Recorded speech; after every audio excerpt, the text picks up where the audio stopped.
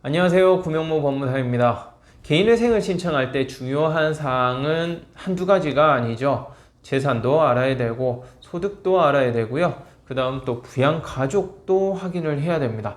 그 외에 추가 생계비를 인정받을 수 있는 사항이 있는지도 꼼꼼하게 확인을 해야 되고, 대출금은 또 어디에 썼는지 등 종합적으로 판단을 해야 되는데요. 그 중에서도 가장 중요한 것이 무엇이냐라고 한다면 단연 채권자라고 할 것입니다. 이 채권자가 왜 중요한지에 대해서 제가 설명을 드릴 테니까 이 영상 보신 이후에는 혹시라도 채권자가 누락되는 일이 없도록 꼭 주의하시기 바랍니다.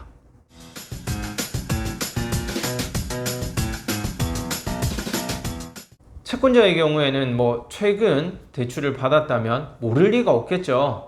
그런데 채무 발생 시점이 상당히 오래되었고 연체한 지도 엄청 오래되었단 말이에요. 그럴 경우에는 모르실 수도 있습니다. 충분히 그런 경우가 있어요. 제가 회생 파산 상담하면서 채권자가 어디인지 도저히 모르겠다라는 얘기를 종종 듣거든요.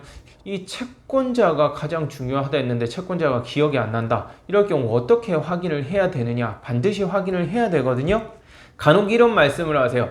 내 주민등록번호만 입력하면 채권자 쭉 나오는 거 아니에요 라고 말씀하시는데, 안타깝지만 그런 시스템은 현재 없습니다. 주민번호 입력한다 해서 내가 어디에 채무가 있고 어떤 채권자가 있는지 그런 건 전혀 나오는 게 없고요. 불편하겠지만 일일이 찾아보는 수밖에 없어요. 우선은 신용조회를 합니다. 신용조회를 하면 웬만한 채권자는 다 확인이 돼요. 그렇지만 채권이 5년 이상 경과된 경우, 그럴 경우에는 채권이 매각이 여러 번 이루어지면서 그 채권을 가지고 있던 회사가 사라져 버리기도 하고요. 폐업을 하는 거죠. 또는 어느 회사로 넘어갔는지 확인조차 안 되는 경우도 있습니다. 그래서 이 경우에는 신용조회를 한다 해도 확인이 안 돼요. 그러니까 신용조회만 한다 해서 모든 채권자가 확인되는 것은 아니라는 점 알고 계셔야 될 것 같고요. 채권자를 찾는 다른 방법은 무엇인가? 본인의 기억에 의지해서 찾는 방법이 또 있습니다.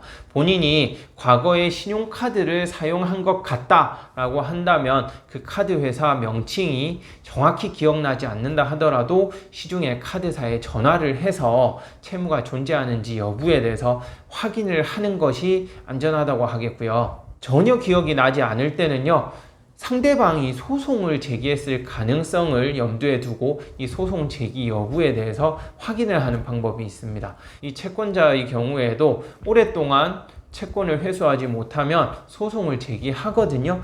관할 법원에 나를 상대로 소송을 제기한 사실이 있는지 확인해 봄으로써 채권자가 어디 있는지 확인을 할 수 있거든요. 다만 이 소송 여부에 대해서는 쉽게 확인하기는 어렵습니다. 왜냐하면 관할 법원이 한 군데만 정해져 있는 것이 아니고 채권자 주소지를 관할하는 법원이 될 수도 있고 나의 주소지 관할 법원이 될 수도 있기 때문에 힘들더라도 관할 법원으로 예상되는 곳에는 반드시 미리 확인을 하고 회생이든 파산을 진행해야 안전하게 진행할 수 있다고 할 수 있겠네요. 이렇게 채권자를 확인하기 위해서 최대한 노력을 했는데도 채권자가 누락될 수도 있습니다. 이론적으로 충분히 그런 일이 발생할 수 있어요.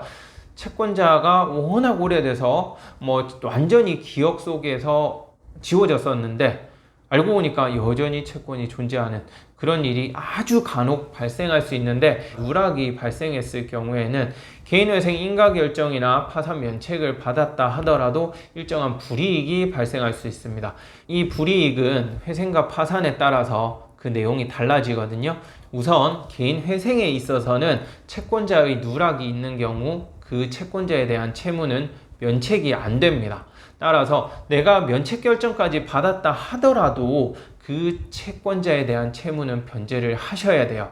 그러니까 만약 내가 개인회생 진행 중에 이러한 누락된 채권을 발견했다, 이런 경우도 종종 있거든요. 그럴 경우에는 내가 개시결정을 받기 전이라면 채권을 추가해버리면 문제는 깨끗이 해결됩니다. 그렇지만 개인회생 개시결정을 받은 이후라면 채권을 추가할 수는 있는데요. 추가를 하게 되면 실무상 변제금을 그 추가된 채권 금액 비율만큼 늘리게 되어 있어요.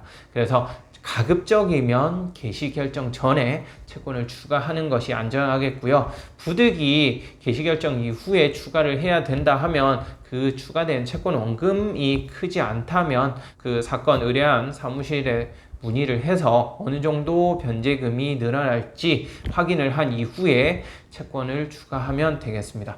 파산의 경우에는요, 이 채권자 누락이 있어도 원칙적으로 누락된 채권자를 포함해서 면책의 효력이 미칩니다. 따라서 원칙적으로는 면책이 되지만 내가 알고서 채권자를 누락했다. 즉, 내가 이 채권자를 알고 있었는데 고의적으로 빠뜨렸다고 판단될 경우에는 면책이 안 되거든요. 이 부분에 대해서 어떻게 판단할 것인가, 내가 알았는지 몰랐는지 어떻게 알 거예요. 그러한 부분에 대해서는 그 상대방 채권자가 나에게 뭐 우편을 송달한 기록이 있다든지 전화를 한 기록이 있다든지 또는 소송을 제기해서 내가 우편을 받은 사실이 최근 있었다든지 뭐 이런 부분을 통해서 확인을 하게 되는데, 결과적으로는 소송을 통해서 이 부분에 대해서는 판결을 받는 수밖에 없습니다. 채무자의 입장에서는 빠뜨린 채권자에 대한 채무를 면책받기 위해서 면책 확인의소라는 것을 제기해야 되고요.